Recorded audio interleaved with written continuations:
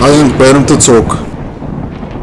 Манай сууг нь гэмт хэрэг болон нийгэмд болж буй муу мухай зүйлсийг сурчлах зорилгогүй бөгөөд зөвхөн сэрэмжлүүлэх зорилгоор танин мэдэх хүн хүрээнд хийгдэж буй видео контент юм. Өнөөдрийн дугаард та бүхэнд сэрэмжлүүлэх болох зорилгоор Flaka гэх мансуурлах бодисын талаар бичлэг бэлдэж оруулж байна. За тухайн бодисын талаар 6 жилийн өмнөөс олон нийтийн мэдээлэл хэрэгслэр бол яригдж эхэлсэн. Зомби харт тамхи гэж нэрлэлийг бол хүмүүс өгсөн байдаг. За тухайн бодисыг хэрэглэсэн хүмүүс бол өөрийгөө удирдах чадахгүй хэмжээнд очтгоо. Ер нь бол өөрийн хийж буй зүйлсийг огт санахгүй хэрэглэсэн хүний биед одоо өөр зүйл орсон мэт шавар гаргаж эхэлдэг. За харагдах байдал нь бидний үздэг нөгөө зомбитэй кинонд гардаг шиг яг л зомбинууд шиг бол харагддаг. За эдгээр хүмүүс нь харагдаж байгаа шиг одоо хөдөлгөөн энтер нь удаашрсан мэт харагдах боловч эргэн тойрны хүмүүст бол маш аюултай. За учир нь тухайн бодис нь болохоор үйлчилж эхлэх үедээ болохоор тухайн хүний биеийн температурыг бол маш өндөр түвшинд бол аваачдаг. За тэгснээр өөрийгөө хянах чадваргүй болж ухаан алдаж итгээ сонин зүйлсийг хийж эхэлдэг. За тухайн бодисыг хэрэглэсэн нэгэн иргэн болохоор Америк нэгдсэн улсад гудамжинд явж байсан нэгэн залуу руу дайрч одоо түүний нүрийг идсэн тохиолдол гарч байсан. За мөн тухайн бодисыг хэрэглэснийг этгээдэг бол байршлах явцад 6 цагт одоо түүнийг дийлэхгүй хэмжээнд очиж байсан. Тэгэхээр одоо тааваршгүй бидний одоо тааж мэдчихгүй одоо тийм